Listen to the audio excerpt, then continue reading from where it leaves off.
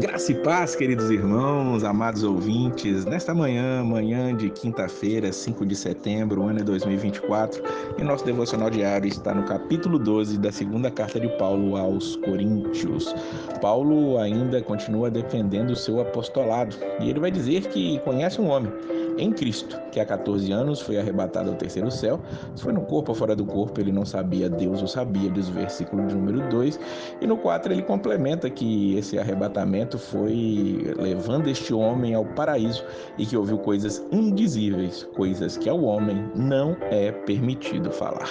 Paulo ele está falando aqui de uma situação, de um exemplo, de uma experiência que ele mesmo teve. Ele foi ao paraíso, ele foi até o terceiro céu, como ele está dizendo aqui. Nós sabemos que é ele, porque no versículo 7 ele continua colocando aqui na primeira pessoa: para impedir que eu me exaltasse por causa da grandeza dessas revelações, foi-me dado o espinho na carne, um mensageiro de Satanás, para me atormentar.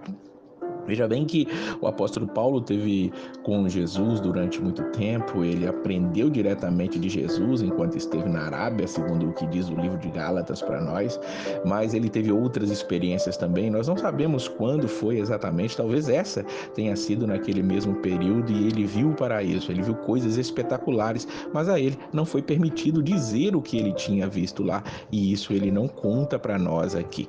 Ele diz, na verdade, que Deus ali, Jesus, conhecendo o coração dele, dá a ele uma certa dose de dores. Ele diz que há um mensageiro de Satanás para atormentá-lo, e ele ora para que aquele espinho fosse tirado. Nós não sabemos exatamente o que é esse espinho na carne, mas é algo que fluía em Paulo, acontecia com Paulo, ou dentro dele, ou alguém que vinha de fora para atormentá-lo.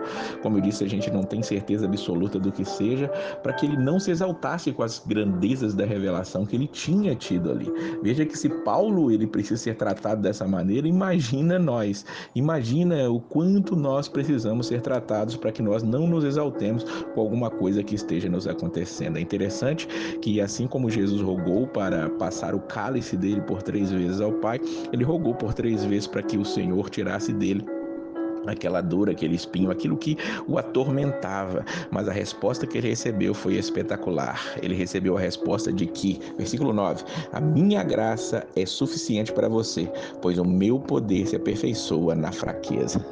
Paulo, ele recebe essa palavra do Senhor de que mesmo na fraqueza ele vai ser aperfeiçoado. Então ele já começa agora um novo discurso.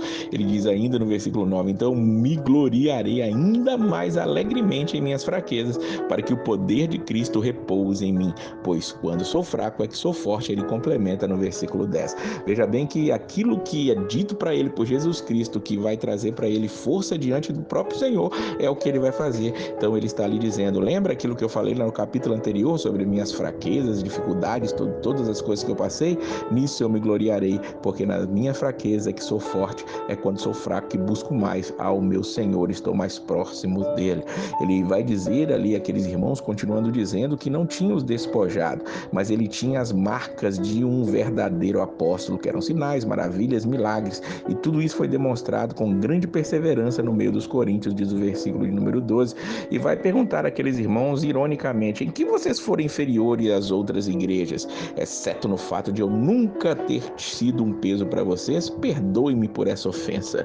Paulo ele fala que ofendeu os irmãos ao não despojar, ao não cobrar dele, ao não cobrar deles o sustento enquanto esteve ali. Só isso ele falhou com aqueles irmãos. Ironicamente, Paulo vai dizer isso aqui. Ele vai dizer que está pronto para voltar. Ele quer ali uma terceira vez. Então, de boa vontade, por amor deles, ele se gastaria. Gastarei tudo que tenho e também me desgastarei pessoalmente, visto que os amo tanto, devo ser menos amado? Algumas versões elas não trazem essa interrogação, vem dizendo que ainda que amando-vos mais, seja menos amado de vós. Paulo, apesar de amar aqueles irmãos, não entendiam, não compreendiam o seu amor, tendo que nós precisamos entender que o amor ele vem sim com repreensões, o amor vem sim com as privações de algumas coisas. Por quê? Porque quando nós amamos, nós temos que corrigir aquelas pessoas que nós amamos. O próprio Deus faz isso com a gente, ele faz isso conosco, e Paulo estava tratando daqueles irmãos. E aí Paulo vai continuar e terminar aqui esse capítulo no versículo 19. Vocês pensam que durante todo este tempo estamos estamos nos defendendo perante vocês,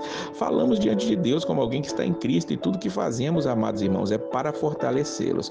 Pode parecer que os capítulos anteriores, até aqui acima, onde nós lemos, Paulo estava se defendendo de alguma coisa, mas não era isso. Eles estavam falando diante de Deus.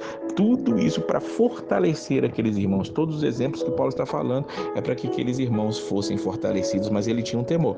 E o temor dele era que aqueles irmãos ainda continuassem vivendo numa carnalidade. Olha o versículo 20: eu temo que haja entre vocês brigas, invejas, manifestações de ira, divisões, calúnias, intrigas, arrogância, desordem. Embaixo ele vai falar sobre a impureza, imoralidade sexual, libertinagem. O temor de Paulo era esse. Por isso o seu tom duro nessa carta. Por isso ele vem dizer que quer tratar daqueles irmãos na carta para quando chegasse, aqueles problemas já estarem resolvidos. Mas se fosse necessário, ele chegaria ali com dureza também, porque, como nós já vimos no capítulo anterior, ele está preparando uma noiva para apresentar a um noivo. E nós também estamos sendo preparados pelas cartas de Paulo, preparados pelos nossos pastores, e que nós possamos ouvir as repreensões e colocá-las em prática para a glória do nosso Deus. Ser repreendido e nos voltar para a palavra do Senhor. Que Deus possa abençoar a sua vida e a paz do Senhor.